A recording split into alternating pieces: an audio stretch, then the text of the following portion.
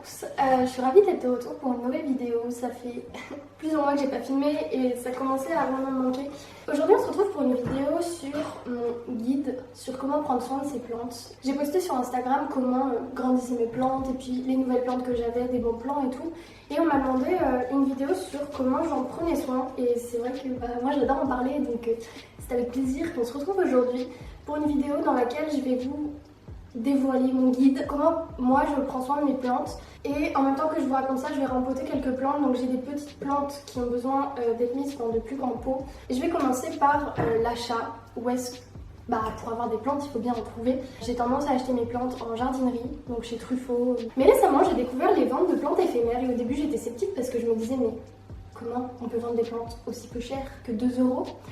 Et elles se portent très bien. J'ai découvert les ventes plantes pour tous, donc en cherchant sur Facebook des ventes éphémères parce que je trouvais que les jardineries c'était un budget, mais épatant. Les plantes sont à 2 €. Celle-là, je l'ai payée, je crois que je l'ai payée 5 €. Bon, après, oui, c'est vrai, il faut habiter dans une grande ville. Il y a Bordeaux, Paris, après, je sais plus. J'en ai fait 2 récemment et j'ai acheté au total une dizaine de nouvelles plantes. Ça vaut vraiment le coup, quoi. Quand je rempotais, je regardais, j'étais là, mais c'est pas possible de faire des insectes. Pourquoi on donne ces plantes à vendre si peu cher, quoi? Et il y avait même de l'engrais dans le terreau. Donc j'étais là, mais excellent. Ok, donc pour commencer, la première chose que je dois rempoter, c'est ce basilic qui grandit bien à l'intérieur de chez moi, mais qui commence à mourir au bout de 3 semaines. Donc là, c'est la deuxième fois que je réessaye. Et j'ai d'autres graines, et du coup, je vais mettre ça ensemble sur mon balcon. Hop là. Alors j'ai 2 types de terreau ici, j'ai un terreau neuf de Truffaut et ça c'est l'ancien terreau. Je voulais pas le jeter parce qu'il n'avait pas beaucoup servi, du coup je vais faire un mix des deux. Quand vous achetez des plantes, c'est essentiel de regarder le terreau, de voir s'il n'y a pas des petits insectes, de voir s'il n'y a pas des petites maladies éventuellement. Récemment, j'avais trouvé un superbe pothos qui était à 5 €, qui était vraiment trop beau. Mais il y avait une toile d'araignée et une araignée dedans et j'ai pas la patience de m'occuper de ça. Après le terreau, il faut absolument inspecter les feuilles. Les taches sur les feuilles, c'est ce qui va vous indiquer s'il y a une maladie ou un truc un peu chiant. Honnêtement, un peu la flemme de s'occuper de trucs de ce genre. Donc laissez-la, prenez-en une autre. Surtout si vous commencez, enfin, je veux dire, on va pas se mettre des bâtons dans les roues, quoi. Et dernier point, quand vous choisissez votre plante, évidemment, vous allez être attiré par la plante qui vous semble la plus jolie.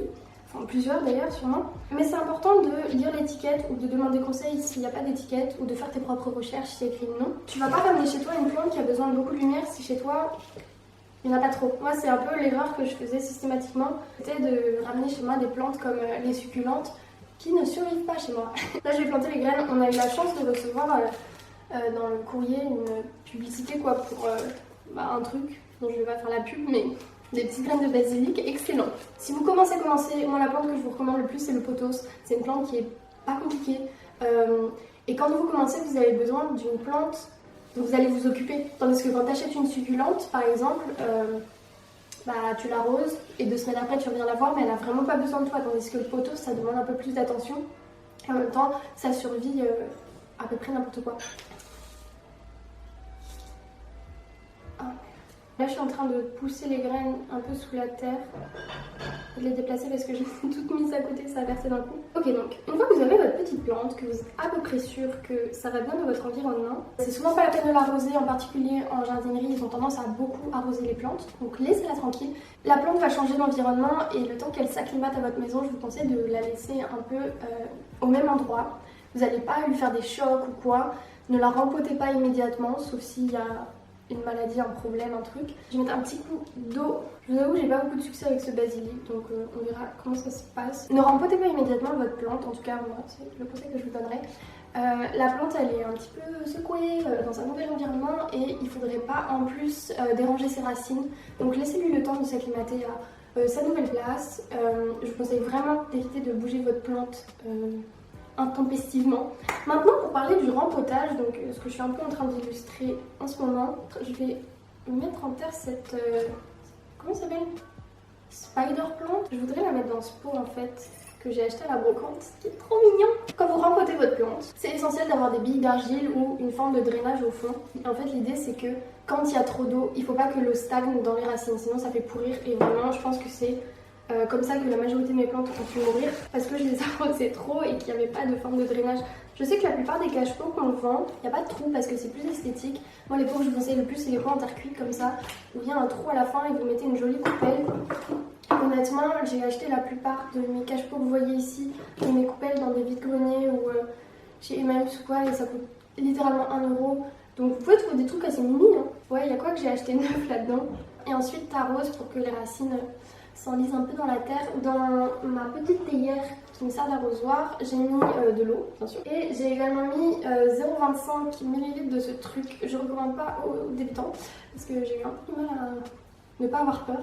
Mais c'est une solution de bouturage que j'ai acheté chez Bricolex. Et il faut absolument diluer, mais plus que la consigne. Donc, on a déjà évoqué la lumière, le fait de ne pas amener une plante qui a besoin de beaucoup de lumière si vous avez, comme moi, une faible luminosité. Mais il y a beaucoup de plantes qui vivent en faible luminosité, je veux dire, c'est fou, moi je pensais jamais pouvoir avoir autant de plantes chez moi. J'ai répondu en questionnant une fille hier sur Instagram qui faisait un devoir sur les collections. Et du coup, j'ai dû compter mes plantes pour répondre et j'avais quasiment 60 plantes. Bon, en comptant les boutures. Au-delà de la lumière, les plantes ont besoin de plusieurs choses pour survivre. Comme nous, elles ont besoin de boire. Dans l'eau, il y a de l'oxygène. Il faut renouveler l'eau selon les besoins. Mais on y reviendra. Il y a également besoin de nourriture. Et ça, c'est quelque chose que j'ai jamais fait avant cette année. Fertiliser mes plantes. En fait, il y a des nutriments. On avait vu ça au collège, dans le lycée, le NPK. Peut-être vous vous souvenez. Il faut nourrir vos plantes. Moi, je le fais à peu près une fois par semaine dans la période où elles grandissent. Donc, c'est pas en hiver que tu vas fertiliser tes plantes. Ça sert un peu à rien. Et moi, j'utilise un spray Truffaut que je vous mets là. Vous pouvez aussi faire votre propre engrais. J'ai essayé, j'ai pas eu beaucoup de succès. J'ai essayé à partir de peau de banane. Alors là, vous dites genre, haha, peau de banane. Mais ça a plein de nutriments, ça a plein de protéines ou je sais pas quoi, calcium. Et juste ça pue trop. Pour l'instant, je prends des engrais chimiques, on peut dire, je sais pas trop. J'ai des résultats, j'ai des feuilles qui poussent, j'ai des fleurs qui poussent, alors que j'avais pas ça quand j'en utilisais pas. Et je suis très contente. Et quand vous les fertilisez, il faut que le fertilisant soit dilué. Donc là, c'est le cas de mon Truffaut qui est dans un pchit. Mais là, vous voyez, je vous ai montré ma solution de bouturage. C'est à diluer au maximum. Et ne fertilisez jamais une plante qui n'a pas été arrosée parce que ça peut brûler les racines. Pour repasser à mon bouturage, cette plante, elle est un peu enfoncée en fait. Et je voudrais juste la rehausser, mettre un peu plus de terre. C'est un philodendron Brésil. Ouais. Donc tout à l'heure j'ai parlé de trop arroser ces plantes, comment est-ce qu'on évite ça?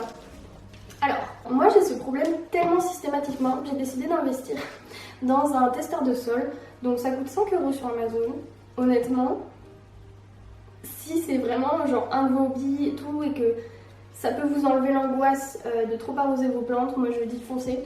J'ai acheté le mien chez Truffaut à 10 € parce que j'avais pas envie d'acheter sur Amazon. Et en gros, c'est un truc qui marche sans pile, que tu plonges dans la terre et ça te dit si ça a besoin d'eau ou pas, si c'est sec, mouillé ou vraiment trempé. Moi, ça me sauve la vie. Sinon, tu peux le faire avec ton doigt, enfoncer tes phalanges et si tes 2 premières phalanges ressortent toutes sèches, c'est qu'il faut l'arroser. Mais bon, moi j'en ai tellement.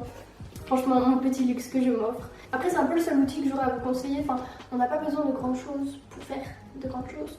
Mon arrosoir, vous avez vu, c'est une théière. Sinon, j'utilise une bouteille Evian depuis 2-3 ans que je devrais peut-être changer.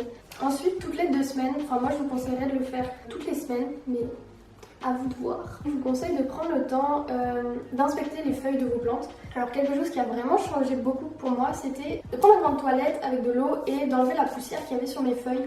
Sur les feuilles, il y a du verre et c'est à partir de ce verre que la plante fait sa photosynthèse en fait. Donc quand il y a de la poussière, la plante perçoit moins de lumière, tu vois. Et puis ça peut aussi te permettre de repérer s'il y a des insectes. Bon, ça n'arrive pas souvent, surtout si c'est des plantes à l'intérieur, mais c'est quand même plus agréable de les repérer assez vite pour isoler ta plante, la traiter éventuellement ou la jeter.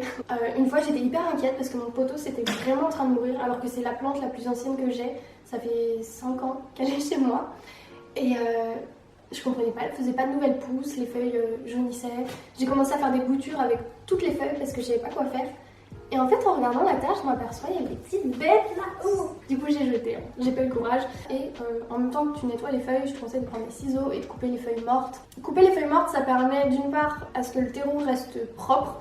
S'il y a des feuilles mortes sur ton terreau, c'est vraiment un nid pour que les insectes viennent s'y mettre. Et vraiment, that's not what you want. Donc coupe ça. En plus, ça permet à la plante de ne pas envoyer son énergie pour une feuille morte, mais d'envoyer son énergie pour faire de nouvelles feuilles, ou que les feuilles soient en bonne santé. Sinon, à quelle fréquence on doit rempoter ses plantes? Alors moi je le fais au printemps. Comme je vous ai dit, j'ai pas beaucoup de lumière, j'ai pas non plus des pousses exponentielles de plantes, sauf quand je veux séparer des bébés plantes de la plante mère.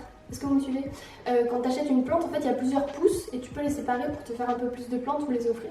Je parlais de bouture. Alors si vous voyez pas ce que c'est quand on prend un morceau de la plante, qu'on la met dans l'eau. En tout cas souvent on le met dans l'eau. Il y a des gens qui font ça dans la terre, mais l'eau c'est marrant, tu peux voir les racines grandir. Les racines grandissent et ça devient une plante à part entière.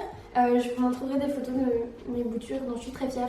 Tu peux en donner à tes amis, tu as plein de nouvelles plantes. Mais quel plaisir de voir ces petites racines pousser. Avant de conclure cette vidéo, je voudrais simplement vous conseiller deux chaînes YouTube que j'aime sur les plantes. Donc c'est deux américaines qui sont très calmes et très attachantes. Donc il y a Harley J qui est trop mignonne. Elle a quitté son job pour juste faire des vidéos sur les plantes. Elle fait des vidéos sur comment prendre soin d'un tel type de plante. Elle fait des vidéos sur des hauls où elle achète plein de plantes. Et vraiment, c'est comme ça que j'ai acquis tout mon savoir sur le nom des plantes. Bref, moi j'adore regarder ça, c'est très apaisant. Sinon je vous conseille la chaîne YouTube de Planterina qui est tenue par une femme qui s'appelle Amanda, qui a mais tellement de plantes chez elle, genre même dehors, c'est impressionnant. Et de même, beaucoup de conseils. C'est une ambiance un peu différente, un peu plus adulte. Genre il n'y a pas beaucoup de montage dans ces vidéos. Et c'est en regardant des vidéos YouTube que je me suis bâti un savoir sur les plantes. Et c'est tout ce que j'avais à dire. Donc j'espère que ça a répondu à des questions que vous aviez éventuellement sur les plantes. Je sais que c'était assez basique. Enfin je veux dire c'est un guide des débutants.